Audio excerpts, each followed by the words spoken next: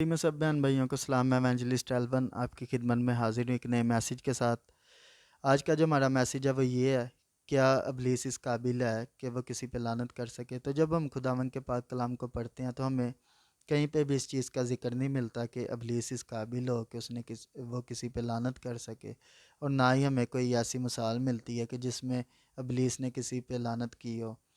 لیکن جب ہم خداوند کے پاک کلام میں سے پڑھتے ہیں، ادھر دیکھتے ہیں، تو مختلف جگہ پر شیطان نے ایمانداروں پہ آزمائشیں، تکلیفیں، بیماریاں ضرور لایا، لیکن وہ بھی وقتی طور پہ. لیکن جب ان ایمانداروں نے دعا کی ہے ایمان کے ساتھ، خداوند کی فرما برداری میں گئے ہیں، تو وہ بیماریاں، پریشانیاں، آزمائشیں جاتی رہی ہیں. آج بھی اگر کوئی ایماندار ہے تو اگر اس پہ آزمائش آتی، پریشانی آتی ہے یا بیماری آتی ہے کوئی، تو جب وہ ایمان کے ساتھ دعا کرتا ہے اور دعا کے ساتھ ابلیس کا مقابلہ کرتا ہے، تو وہ ابلیس اور اس کی آزمائشیں جاتی رہتی ہیں، جیسے کہ پطرس کے خط میں لکھا ہے.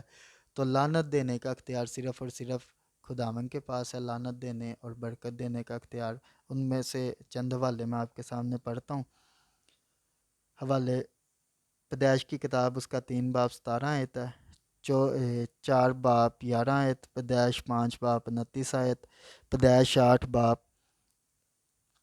21 آیت، پیدائش 12 باب 3 آیت، گنتی کی کتاب 23 باب 8 آیت، استثنا 11 باب 26 آیت، 28 باب 20 آیت، استثنا 29 باب 27 آیت، استثنا 30 باب 7 آیت، دوسرا تواریخ 34 باب 24 آیت، نوحہ 3 باب 65 آیت، 37 زبور 22 آیت، امثال کی کتاب اس کا 3 باب 33 آیت. تو یہ سب حوالے جب ہم پڑھتے ہیں تو ہم یہ جانتے ہیں کہ برکت اور لعنت دینے کا اختیار صرف اور صرف خداوند کے پاس ہے.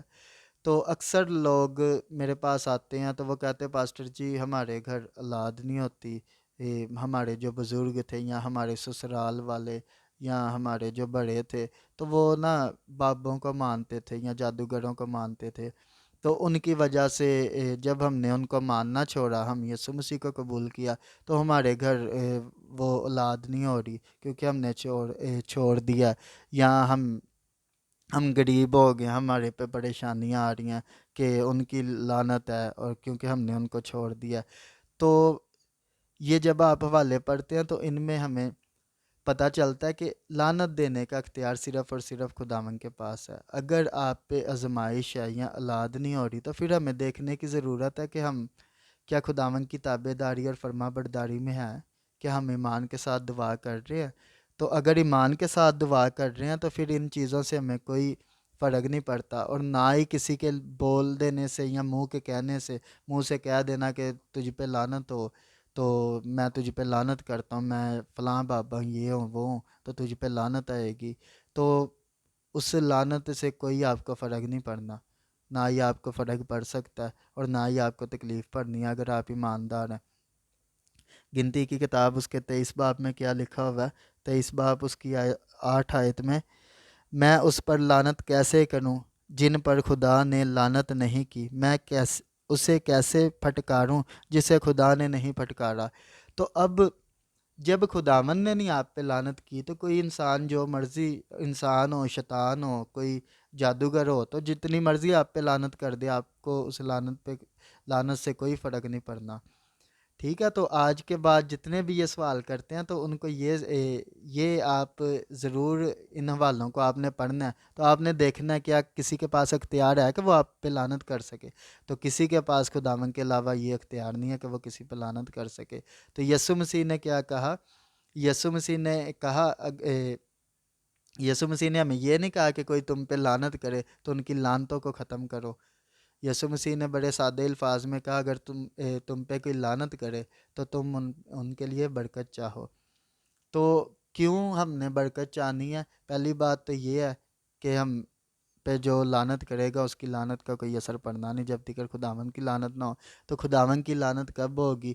جب ہم خداوند کی فرما برداری سے دور ہوں گے، جب ہم خون کریں گے، زنا کریں گے، لالچ کریں گے، حسد کریں گے، کسی کو ڈیگریڈ کریں گے اور جو غلط کام ہے وہ سارے کریں گے، تو پھر کیا ہوگا کہ خداوند کی لعنت ہوگی. لعنت کیسے ہوگی؟ کیونکہ خود ہی ہم لے کے آئیں گے نا، کیونکہ ہم خداوند کی فرما برداری میں تو جا نہیں رہے، تو وہ پھر ہم غلط ملت کام کریں گے تو وہ خود بخود ہی ہم خداوند سے دور ہوتے جائیں گے اور شیطان کے ہم فرزند بنتے جائیں گے۔ تو شیطان کے فرزند بنیں گے تو شیطانی کام کریں گے۔ لیکن جب ہم اس کی ایمانداری میں، اس کی فرما برداری میں جائیں گے تو جتنی مرضی ہم پہ آزمائش آ جائے، جتنی مرضی مصیبتیں آ جائیں، لیکن جب ہم ایمان سے دعا کریں گے اور اس کی تابع داری میں جائیں گے اور خداوند کے کلام کو کی تابع داری کریں گے اور فرما برداری کریں گے اور ایمان کے ساتھ دعا کریں گے تو وہ ساری جون سی آزمائشیں ہوں گی وہ ہم سے جاتی رہیں گی۔